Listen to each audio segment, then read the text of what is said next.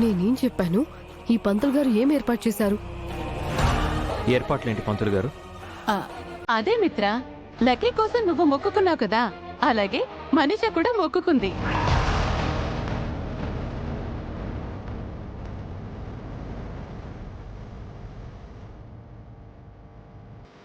మనీషా మొక్కుకుందా? చాలా వింతగా ఉందే. ఏ నేను మనిషిని కాదా? ఏ నేను మొక్కుకోకూడదా? ఏం మొక్కుకున్నావు మనీషా? అది అది అదే మిత్ర, లక్కీకి జ్వరం తగ్గితే అమ్మవారికి బుట్టెడు బెల్లంతో 108 ప్రదక్షిణాలు చేస్తూ అఖండ జ్యోతి సమర్పిస్తానని మనీష మొక్కుకుంది. చెప్పవేంటి మనీషా? అవును మిత్ర. మరి విషయం నిన్నెందుకు చెప్పలేదు?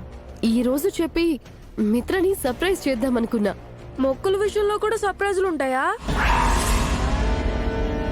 మీ అమ్మల షాకులు కూడా ఉంటాయిరా. మొక్కు చెల్లించుకోవడానికి వస్తానని చెప్పి నిద్రపోతుంది. అమ్మకి ఆరోగ్యం బాగాలేక పడుకుంది, అదేం షాక్ కాదు. లక్ష్మికి పిల్లల సపోర్ట్ ఏంటంటే? వాళ్ళ గురించి తెలిసిందాక ముందు నీకు మిత్ర సపోర్ట్ ఉండేలా చూసుకో. అఖండ జ్యోతి సమర్పణ అంటున్నావు, అది ఎలా చేయాలో నీకు తెలుసా మనీషా? తెలియకుండానే మొక్కుకుందేంట్రా నువ్వు నీ వెధవ అనుమానాలు? నాకు అన్నీ తెలుసు, తెలియకుండా నేనేమీ చేయను. అలవాట్లేని పనులు ఎందుకు చేస్తున్నావు మనీషా? 108 ప్రదక్షిణలు చేస్తూ ఆ మొక్కు తీర్చుకోవడం అంటే చాలా కష్టం అవుతుంది కదా. అదేంటి మిత్ర, లక్కీ నీ కూతురైతే నాకు కూతురే.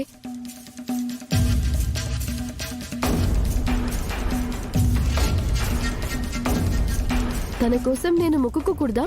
కష్టపడకూడదా? మనం కాబోయే భార్యాభర్తలం, లక్కీకి అమ్మ నాన్నలం.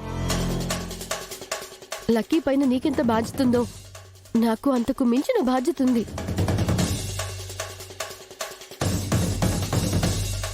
అవును మిత్ర, లక్కీకి జ్వరం వచ్చిన రోజు మనీషా ఎంత తల్లడిల్లిపోయిందో.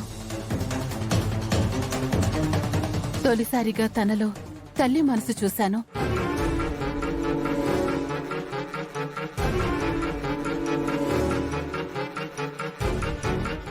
ఇంకోసారి ఆలోచించు మనీషా, ఇవన్నీ లక్ష్మి అయితే చేయగలుగుతుంది, నీ వల్ల కాదు. నువ్వు కూడా అలా అంటావేంటి మిత్ర? ఆ లక్ష్మి కంటే నేనేం తక్కువ? ఒకటికి 2 సార్లు లక్ష్మీ వదిన చేయాల్సిన తంతులు నువ్వు చేయబోయి ఫెయిల్ అయ్యావు, గుర్తుందా? నువ్వు నోరు మీరా. అప్పుడేదో జరిగిందని ప్రతిసారి అదే జరుగుతుందా? ఎవరేం చేయాలో వాళ్ళు ఆ పనే చేయాలి మామ్. నువ్వు చెప్పింది కరెక్టే వివేక్. ఈ మొక్కు లక్ష్మియే చెల్లించాలి. కానీ తనెక్కడా?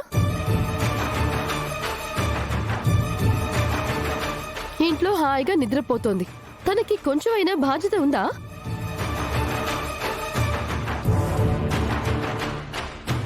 మనీషా వల్ల అయినా కాకపోయినా మొక్కు చెల్లిస్తాను అంటుంది. అందుకు అభినందించాల్సింది పోయి అడ్డుపడతావేంట్రా?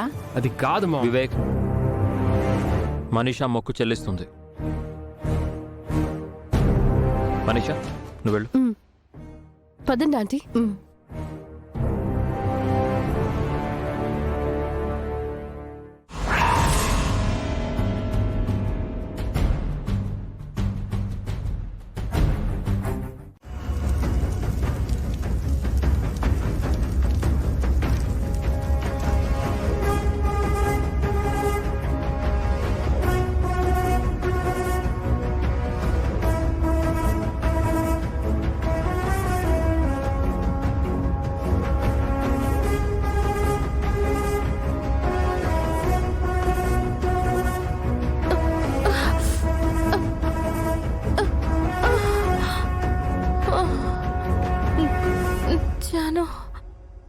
అందరూ ఎక్కడున్నారు? అందరూ గుడికి వెళ్లారక్క. నువ్వు నిద్రలో ఉన్నావని బావ నీపై కోపంగా ఉన్నాడు. నేను మహావీరుణ్ణని మా వానరులంటారు. కానీ నన్ను మించిన యోధురాలు అమ్మ. ఆ అమ్మకు అసాధ్యమైనది ఏదీ లేదు. మీ అమ్మ వస్తుంది, నా ముక్కుని తనే చెల్లిస్తుంది.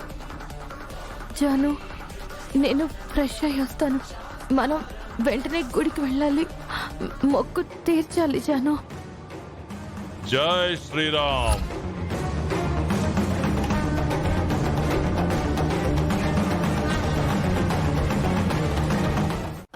అవును, ఇది వరకు మీరెప్పుడైనా ఎత్తుకున్నారా? లేదు, వేరే వాళ్ళు ఎత్తుకున్నప్పుడు చూశాను.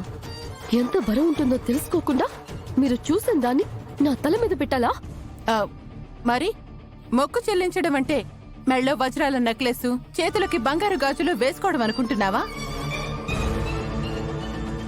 బంగారం వజ్రాలు మోసినంత ఈజీ కాదు మొక్కుబడి బరువు మోయటం అంటే. అంతా మీకు ముందే తెలిసి కూడా నన్ను కమిట్ చేయించారా? ఈ బరువు నేను ఎంతసేపు మోయాలి? ఎంతసేపు? ఈ అఖండ జ్యోతి ఎత్తుకొని అమ్మవారి చుట్టూ 108 ప్రదక్షిణాలు చేస్తే సరిపోతుంది, అంతే. ఇందాక చెప్పాను కదా.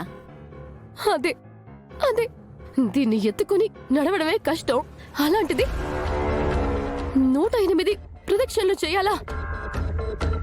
నిజం చెప్పండి ఆంటీ, ఈ టెంపుల్లో నన్ను చంపేద్దామనుకుంటున్నారు కదూ? చచ్చా, అఖండ జ్యోతి ఎత్తుకొని అవే మాటలు మనీషా. ఈ మాత్రం కూడా చేయలేవా?